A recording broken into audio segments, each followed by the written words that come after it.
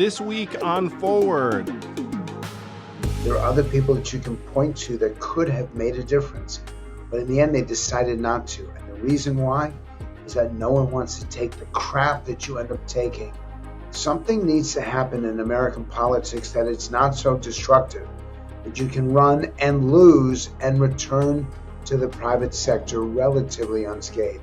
That's not the way it is right now, and that's a fundamental problem that we need to address.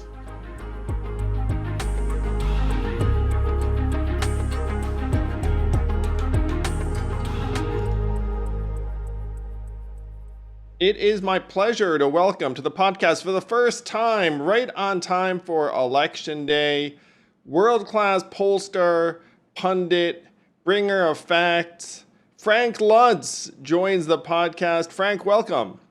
I appreciate this. You've always been a hero of mine because you found some way to link the business of politics with the politics of business, and you've done it so well. Oh, thanks, man. I thought you were going to say I made math cool because I know you're a math guy and a numbers guy.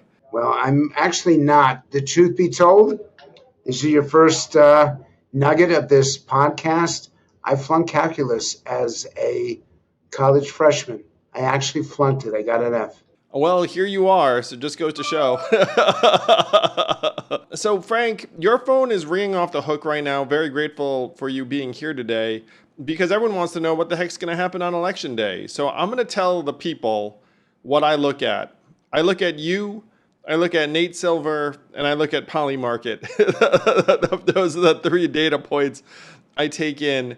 What the heck do you look at? I look at Real Clear Politics. I read The Economist. I watch Squawk Box. In the morning, I'll listen to Morning Joe, sometimes the CNN show. I try to get all the different perspectives. I basically take the most extreme polls, left and right, and I dump them and I look at everything in the center. And the truth is, if you aggregate the stuff you believe in, no one's completely wrong. And both in 2016 and 2020, the numbers were not that far off. We assumed in 2016, which is the first time the polls supposedly had Hillary Clinton doing really well, what they had her is winning about 3%, 3.5%. She won by 2% and change. That they actually got it right. They just did not predict the Electoral College. And the key for me is not the national data anymore. The key for me is just what's happening in those 7 key swing states. And right now, Trump is winning them by 0.3%, which means it is truly a dead heat. You know, I was with someone smart, and they said something that I found fascinating. They said, hey, it's not likely that 4 of these swing states go one way and 3 go the other, that like the election or the polls will head in one direction or the other direction. And what seems like a nail biter might actually end up being like a significant win or loss in the Electoral College. Do you think that's right in that the 7 states are correlated or uncorrelated? I think they're uncorrelated, and I'll give you specific reasons why. In Nevada and Arizona, the key vote there is the Latino vote. Basically, second and third generation immigrants who are glad to be in the country and don't necessarily like the insanity at the border. And they have moved towards Trump in a greater way than any other group in those 2 states. Conversely, in suburban states, suburban communities, younger women age 18 to 34 are so hardcore Harris, and they're much more likely to vote than a traditional 21-year-old female. I think she's going to benefit across the country among those people, but 2 more groups to correlate. The young African American men, once again, age 18 to 39, who are showing surprising willingness to support Trump, matters in a state like North Carolina and in a state like Georgia that have higher than average Black populations. And finally, and these are the 3 key industrial Midwestern states, Pennsylvania, Michigan, and Wisconsin, Trump is doing unusually well for a Republican among organized labor. Make no mistake, government unions and teachers' unions are overwhelmingly Democratic, same as they always are. But the other unions, particularly the trades, those people who work with their hands, Donald Trump may win a plurality of them, which never happens except for this election cycle. So balance it. Latino voters, union members, and young African American men versus a surge in turnout and support among young women for Harris, and you get a completely even draw. So you can't call it. Okay, so you see a toss up. Most everyone who's looking at the numbers right now sees a toss up. What a lot of people refer back to is 2016, which you just said. And you said, look, to the extent that there was an error in polling, it was pretty minor. It just seemed very, very significant because the Electoral College swung a particular way. And if I remember back to 2016, there were a couple of working theories. Number one was people were going to vote for Trump, but we're not going to tell anyone. It was like the theory of the ashamed Trump voter. And then number two was, hey, if you're a Trump voter, you might not get picked up by polls because you're not someone who they typically reach out to as someone who's going to vote. He definitely expanded the electorate in a particular way. And then in 2020, if I remember right, Joe Biden had a fairly consistent lead in the run-up to the election, and then it wound up being a total nail-biter with a delta of, let's call it 43,000 votes or 34,000 votes that were distributed among 3 swing states. And my sense of things then was that the polling also slightly underestimated Trump's support. That it seems like there's always like a few extra Trump voters that the polling doesn't pick up. Is that something? And then every cycle, then the pollsters say, okay, we have to try and correct for that. We have to try and correct for that. To the extent that there is a polling error, it seems to understate Trump's support. Do you think that will potentially reappear this cycle? I look at this race as being very similar to 2016, not 2020, in that the Democratic candidate is not running the best campaign. Harris isn't communicating. She's not explaining where she stands. Andrew, when you were a candidate, arguably you were too focused on policies, that you were too specific and explicit about where you stood. And she's not explicit enough. And Donald Trump can't be silent. He can't be quiet. To me, this election is between the candidate that needs to speak more and the candidate that has to speak less. And whichever one does it, if Harris comes clean and she engages voters and really explains what taxes she's going to raise, what programs she's going to cut, what she's going to prioritize, we know what she wants. We know what her goals are. We know what her mission is. But we have no idea how she's going to get there. And in Trump's case, we know that he wants to get revenge for things that happened 8 years ago or 4 years ago. Can't do that. Either way, voters have the right to the truth, and you have the responsibility to tell them the truth. And you also have the responsibility to look forward, not just readjust history in your rearview mirror. In terms of polling, it's picking up both phenomenons quite clearly. And we do focus groups in addition to the surveys because I want to understand from the voters' perspective why they feel the way they do. I'm now coming to the belief that this 4% that is undecided is not going to vote for either candidate. They'll either vote for a third-party candidate to spoil their ballots or simply not turn up to vote. So that the numbers that we have now are quite similar to the numbers we'll have on Election Day. Now, that said, if there's any underrepresentation, which is what you're asking me, it is still easier in society to be a Harris voter than it is to be a Trump voter. You're less likely to be condemned. You're less likely to be canceled. So if there's any undercounting, I would say it's Trump, but I would not look at it that way. The candidate that does what the voters want in these last 3.5 weeks is the candidate that wins. And I think Harris is incapable of being explicit, and Trump is incapable of being silent. So we're just going to have anger on both sides.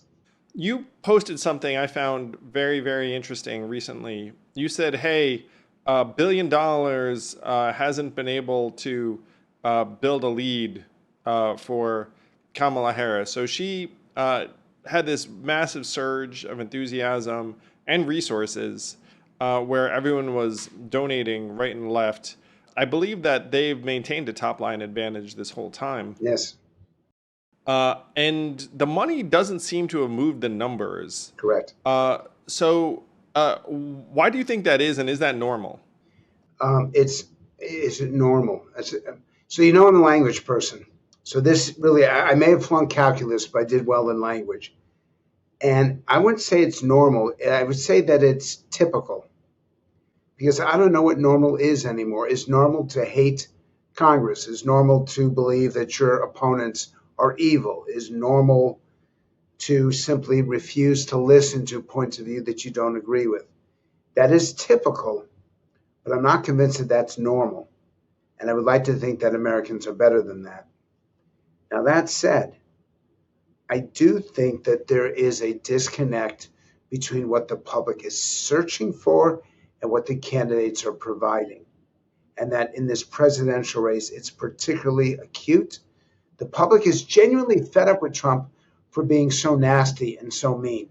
They're not asking him to be nice. He just said, don't be rude. And Trump goes around saying, they want me to be nice. They tell me to be. No, that's not what they're saying. Don't be a jerk. Listen for a change. But they do like his policies. And they do think he's better on immigration. They think he's better on inflation. They think his administration was more successful than Joe Biden's. But they're not voting for him because they can't stand him.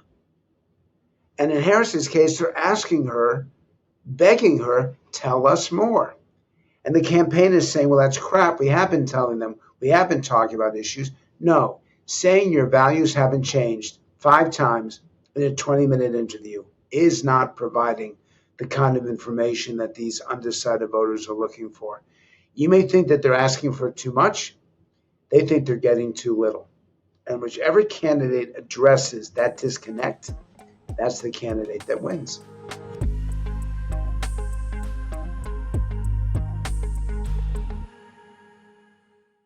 Hello, YouTube. Please do hit that like and subscribe button. And don't forget, you can ask questions at mailbag@andrewyang.com. See you on the interwebs. This podcast is sponsored by ExpressVPN. How did you choose which internet service provider to use? The sad thing is, most of us didn't have much of a choice because ISPs operate a lot like monopolies in the regions that they serve. They then use this monopoly position to take advantage of customers, and yes, they even sell your data, your activities to advertisers and big tech companies, and you don't see a dime. That's why I protect my internet surfing and devices with ExpressVPN. When you use ExpressVPN, it's like a magic portal to a perfectly safe and anonymous internet. And don't take my word for it. This is the #1 VPN service according to CNET. It's used by major companies all over the world. So stop handing over your personal data to ISPs and other tech companies who then mine your activity and sell off your information. Protect yourself with a VPN I trust to keep my privacy online. Visit expressvpn.com/yang. That's expressvpn.com/yang to get 3 extra months free. Go to expressvpn.com/yang right now to learn more.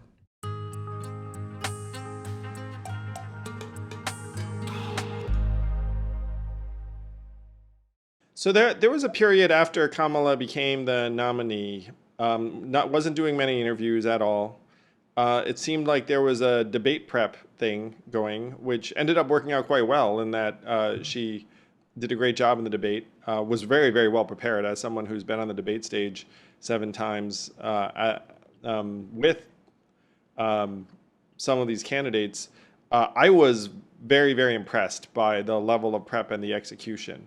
And then I thought after the debate, they would kind of set her loose and let her do interviews because one of the byproducts of debate prep is you actually get good at answering questions about a lot of things. You like bust out like a particular subject area, and then you could actually answer it intelligently. And that sort of happened, but not really. Like that, there were a few more interviews. I think right now that they're stepping it up to a higher degree. I think that as someone who's been a candidate, your time is supposed to be and should be the most valuable resource the campaign has. It's like candidate time. So there are a few different things you can do with your time. You can do a fundraiser, which I think you and I would agree that at this point, money's not the thing. You could do preparation of some kind. You could do calls behind the scenes. There are political calls and money calls, or you could do media. You could also do rallies. You can show up to things and get on the bus tour. So there are different things candidates can do. I felt like they under-indexed on interviews, and as a result, each interview kind of took on more weight. And so if there was an imperfect statement, then it seemed more significant. Whereas Trump's jam has been flood the zone. It's like I can say something crazy every day, and like by the time you get upset about the last thing, I've already gotten there. I felt like the Kamala team should have had her and Tim Walz doing a very steady drumbeat of interviews so that even if there was an imperfect interview, it's like no big deal. There's another one the next day. Andrew, it's not what the campaign does, it's what the candidate does. You ran for office. It's not what your campaign did, it's what you chose to do. You set the tone, you set the priorities. And by the way, if a candidate doesn't do this, if a candidate is simply passive, then they don't deserve to get elected. Because in the end, it's their responsibilities. It's their requirements. That's number one. Number two is that it's not campaign rallies because they're not being specific in a rally. You get challenged in an interview. So doing the 60 Minutes interview was very smart of Harris to do. She should have done it weeks earlier. But she's being criticized now for legitimate reasons that even on 60 Minutes, I think it was Bill Whitaker, had to keep challenging her, had to keep trying to pry very acceptable mainstream questions out of her, trying to get the answers for things that she's not communicated. Where are you different from Joe Biden? Just a very simple question. And for her and Stephen Colbert, for it to take 2 minutes for her to come up with a specific answer, that's pathetic. But I want to hold Trump equally accountable because his story about them eating the dogs and cats is ridiculous. I cannot believe that we're having this conversation in 2024 in a presidential campaign and that this stuff that he said was simply not true. Now, I'm hearing these debates about fact checking. Yes, it is the responsibility of the news media to fact check, but to do so in an unbiased and a fair way. And that there should be no hint of support politically among your interviewers. And I'm not sure if they succeeded in that. I know in the vice presidential debate, the group I watched it with started yelling at the screen when they cut J.D. Vance's microphone. They wanted to hear what he had to say. They wanted the journalists to give him a hard time, and they wanted to see how he responded. Andrew, in the end, you decide what interviews you do. You decide the format they are. You decide what you leave behind and what you keep quiet about. And I'm starting to think that Harris is making the same mistake that Hillary Clinton made, being so conservative and so careful about what you say that voters are getting turned off, that she's not authentic, that she has a story that she's not prepared to tell.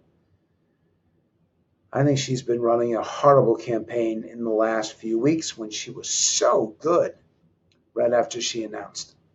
I'm really excited you're referencing these focus groups because it's kind of a dream of for a lot of us to actually sit there and have a bunch of, I assume, swing voters or independent voters, often from the swing states, kind of give voice to what they're thinking. So you said earlier you think that they're not going to vote for either candidate and that they might not show up to vote. I'm actually going to share a story.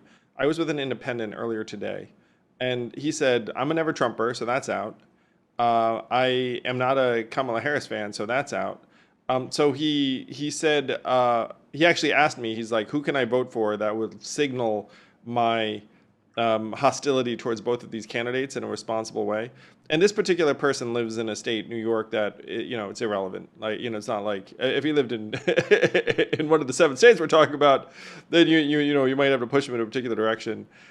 So he said, "Should I write you in? Should I write Mitt Romney in?" And so I thought of him when you talked about these voters that you think are really not excited about either candidate. What do you expect out of this group? Well, you just gave a good, this is not your purpose, but this is where I'm going to go with this. You should have considered running as an independent. You have a business background, which means a genuine accountability and responsibility. You have experience in politics, which is what people expect from the president. You are an entrepreneur, so you understand the challenges of finance and economics. You focus on technology, which is a brand new aspect, and America will rise and fall based on our use of technology. But you also understand its limits and its threats. What you should have done is actually, I know you were not expecting this, but as I'm thinking about it, you should have offered yourself as a third party. I think you could have gotten the 15% to get yourself in the debates. And I think that you could have challenged both candidates, put hands up to Trump and to Biden at first or Harris, and simply said, enough. Enough for the politics, enough for the partisanship, enough for the ugliness. I know you still straddle that line. Obviously, you're a Democrat, but you don't reject Republicans, you don't hate Republicans. And I wish that you'd given the American people an alternative because they wish they had one, and you would have been perfect at it. I know that's not what you were expecting to hear, but it's I true. Yeah, no. So let me share, Frank. First, thank you. I mean, I find it immensely flattering. And I do get a version of that just about every day. Like someone says to me, "Hey, wish you were running. Hey, you should run again." I mean, when I looked at the situation, I thought I'd be more likely to do harm than good. Honestly, I thought that if I were to run down the stretch, by the way, I thought I'd find myself in an RFK ish position, though I would not have done what RFK has done, which is endorse Trump. But by the way, I'm an independent and forwardist, not a Democrat anymore. Though people sometimes, I was even on CNN the other day, and they just put a D next to my name, even though I think it actually said, it had a title, and then they just threw a D, which I was like, oh, it's not the point of my being here. But when you run, it is hard to stop running because there are all of these people that have gotten behind you. And so then if you play it out all the way to November, so if I were to run and all these people were to get behind me, I would feel very, very grateful and conscientious and feel like I need to go the entire way through. Like dropping out then would be very difficult. And if I were to not drop out, I thought that I would end up soaking up support from the Democrat in the race because my support skews a little bit younger, maybe somewhat more diverse, et cetera, et cetera. I think there is like a need for a third lane in American politics, clearly. But I could project forward and thought, I'm more likely to hurt something than help something. So I'll tell you what I did, and you might remember this fondly. I backed Dean Phillips, who challenged Joe Biden in the Democratic primary, who, by the way, the case he made ended up being completely correct. Where he was like, hey, Joe too old, Joe going to lose to Trump. And then, wow, did the media in particular shiv Dean? Like they really just stuck it to him so bad. And that was like another period of disillusionment in the Democratic Party. And then right after the first debate between Joe and Trump, I made it my mission in life to try and get Joe to pass the torch because I thought that was the best chance to avoid a Trump return. But thank you for the kind words, and and believe me, I thought about it very seriously. Well, here's my challenge to people who are looking for a third party. You have to stop talking about it, and you actually have to start doing something about it. It means organizing for a decent name because the organization No Labels, no one knew what No Labels were. Obviously, you and I do.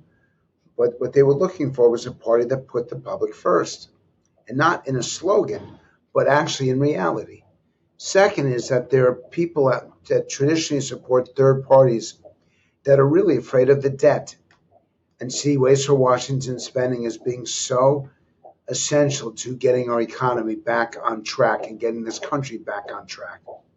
And there really aren't enough people that are focused on that. Third is that they still believe in protections and safety nets. They simply don't want to add an entire bureaucracy, another layer of hassle to what exists already. And finally, they tend to be individuals who are less judgmental about social issues and more willing to allow people to make a decision what's right for themselves without condemning those who don't agree with them. And in so many ways, this describes business people out there, describes you to a great degree, described Mark Cuban to a great degree. There are other people that you can point to that could have made a difference, but in the end, they decided not to. And the reason why is that no one wants to take the crap that you end up taking, that it destroys your relationships, it destroys your family, it destroys your reputation, it destroys your business. Something needs to happen in American politics that it's not so destructive, that you can run and lose and return to the private sector relatively unscathed. That's not the way it is right now, and that's a fundamental problem that we need to address.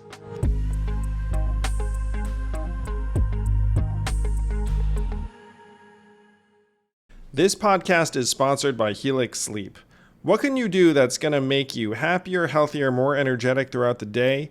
There's not much, but you know what really, really could make that kind of difference? Investing in a proper mattress. That's what I did with a Helix Sleep mattress. I took their personalized sleep quiz. I got a Dawn Firm mattress sent to my door. And not only has it made a difference in my health and energy, but it's also become my kids' favorite mattress, even though it wasn't ordered with them in mind. Maybe it's because they love me so much. No, it's actually because the mattress is better. And if you don't take my word for it, GQ, Wired, everyone agrees that Helix Sleep is the mattress pick if you want a better night's sleep. Helix is offering 20% off all mattress orders for our listeners. Go to helixsleep.com/yang. That's helixsleep.com/yang. With Helix, better sleep starts now.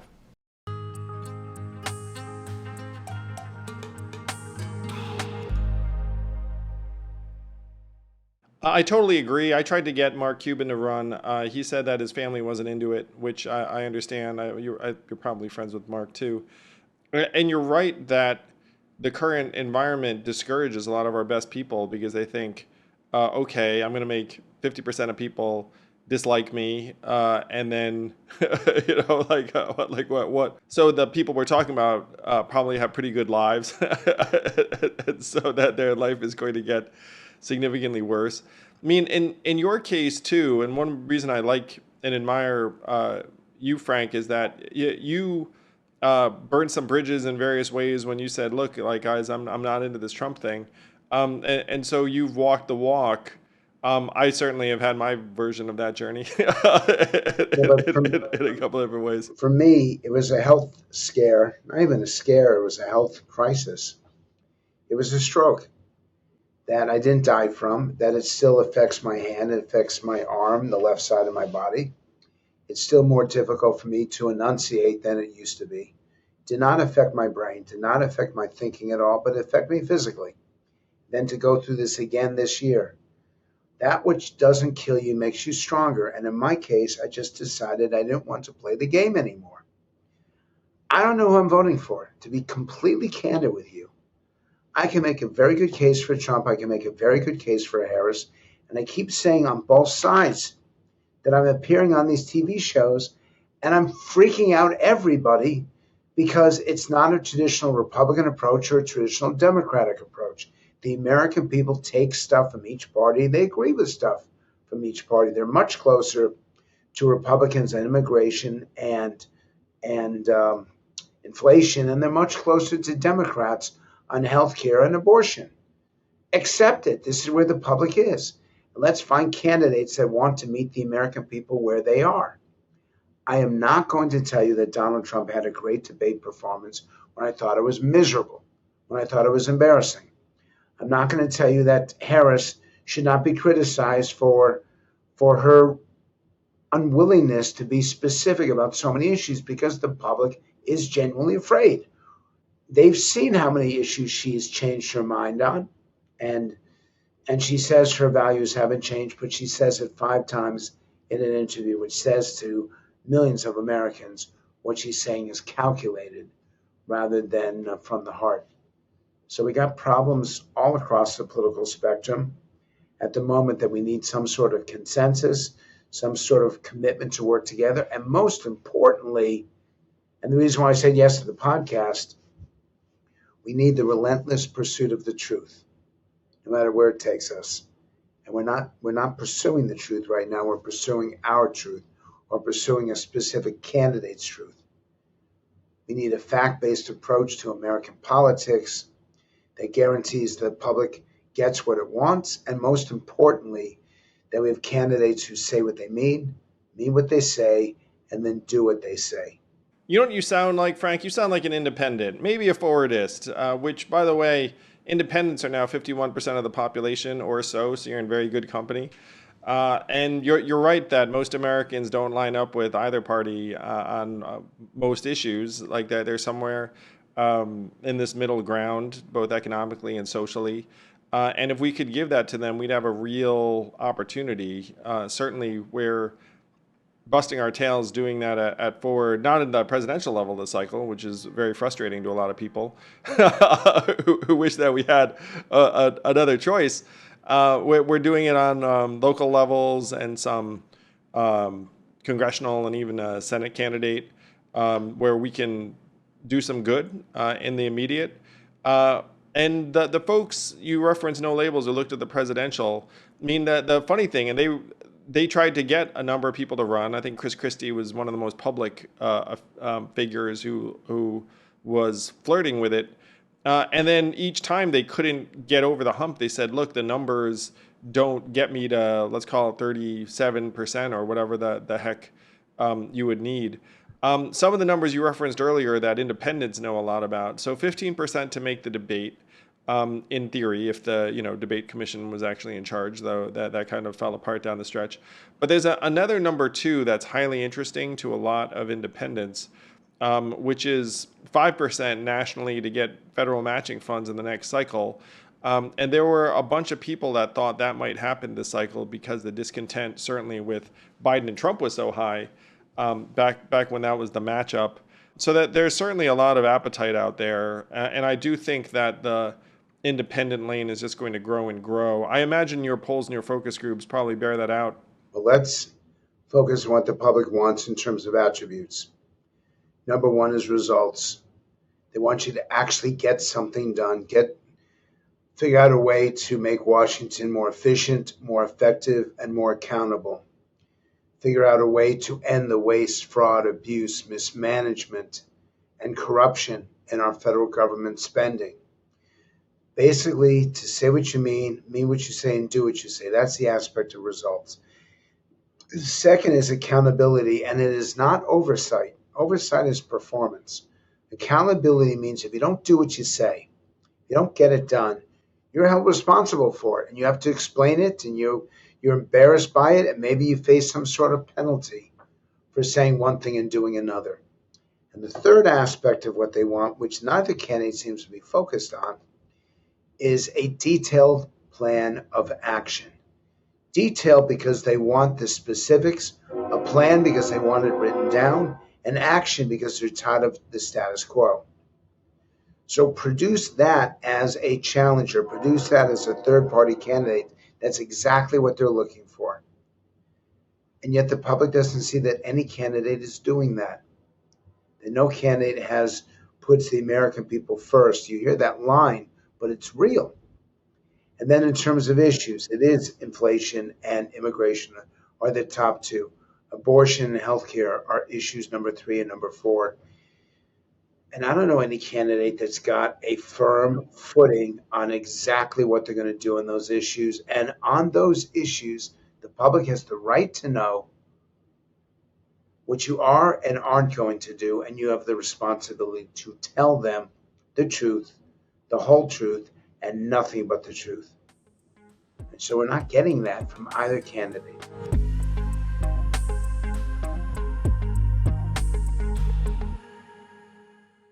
Hey all, if you know me, you know I'm not that handy in the kitchen, and I have become a huge believer and booster of Factor.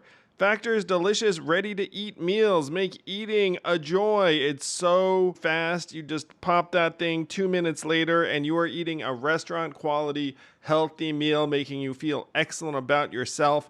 My favorite is the turkey chili with zucchini, and there is so much more to choose from. You never get tired of it.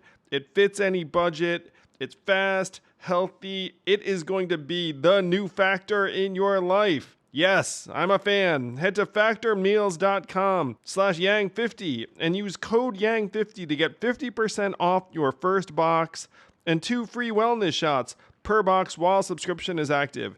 That's code yang50 at factormeals.com/yang50 to get 50% off your first box. Get Factor today. It's going to change the way you eat.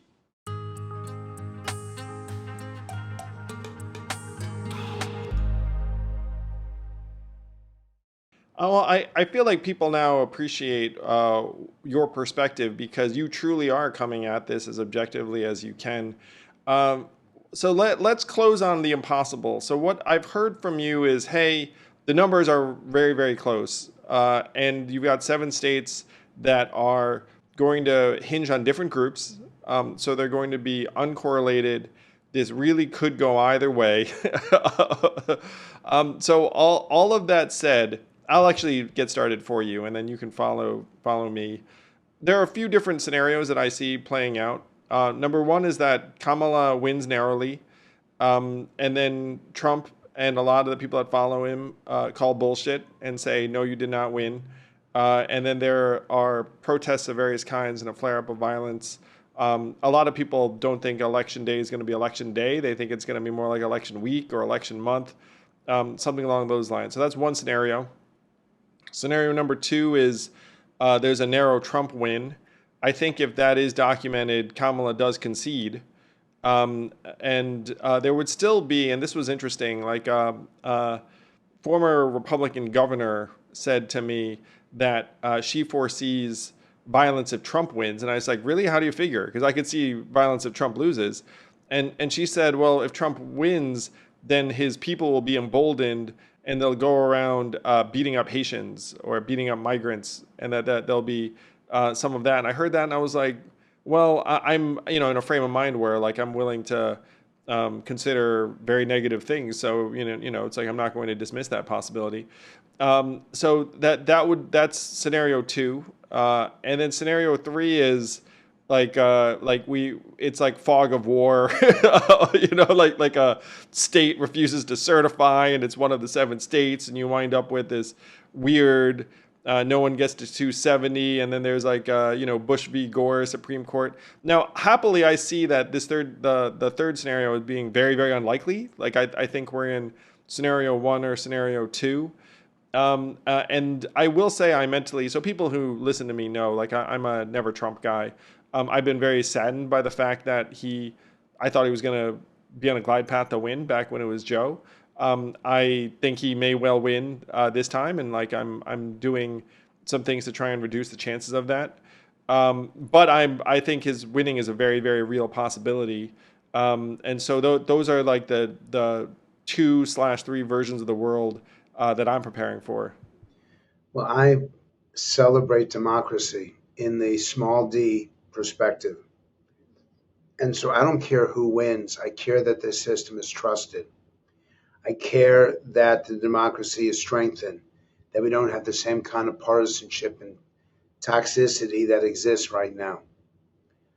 I want the loser to pay tribute to the winner. I want the person with less votes to tell us how important it is to listen to the people with more votes. In the end, I'm looking at the long picture, the next generation, not the next election. So, with that in mind, I think the most likely outcome is a very, very, very narrow Harris win. We've never voted for a felon, a convicted felon before. We've never voted for someone who's committed acts that rise to the level of personal crimes like Donald Trump has been charged with. So this is a very depressing election for me. I'm going to show you something if I can grab it. I don't know if I can. This is the back of my phone. I know it's right next to the American flag right there. There was a time when I was considered going here, just giving up, and I'm not willing to do that anymore. I believe that a good country is worth fighting for. I think that we need to be showing people a path where compromise and common sense overrule intensity and passion. I think that we need to take advantage of the fact that our democracy has worked quite well for 240 years, to stay with it and to find ways to convince people to work together side by side moving forward. And that in the end, no matter who wins this election, that we have to agree to disagree and to stand together and to fight for the leadership that we want, the policies that we feel we need, and the respect that we deserve. And that we do so by keeping the country together rather than allowing it to blow itself apart. So I know that's a very long answer to a very simple question, but I don't know who's going to win. I can't project at this point. And that scares me, but I'm hoping that we'll keep ourselves together, because the alternative to that is just horrific. Well, Frank, very, very grateful and agree with you that this country is worth fighting for, and it needs people who care about it to be here and do our best. And when you said that you thought the most likely scenario was a narrow Kamala Harris win, because we've never voted for someone like Trump in that way, I have to say, like I felt some uplift physically just then. It was like if Frank Luntz thinks that that's there's a 50.1% chance of that happening or 51% or whatever the odds are, it really lightened my spirit, because I've been kind of bracing for the worst. But really grateful that you're here with us. The UK can wait. And we need smart folks like you to do our best, and hopefully you're right and we can keep this democracy together. Well, you should know that I've got a list of notes that I've got down here that I keep looking at. And the one thing that I've circled and underlined is be positive.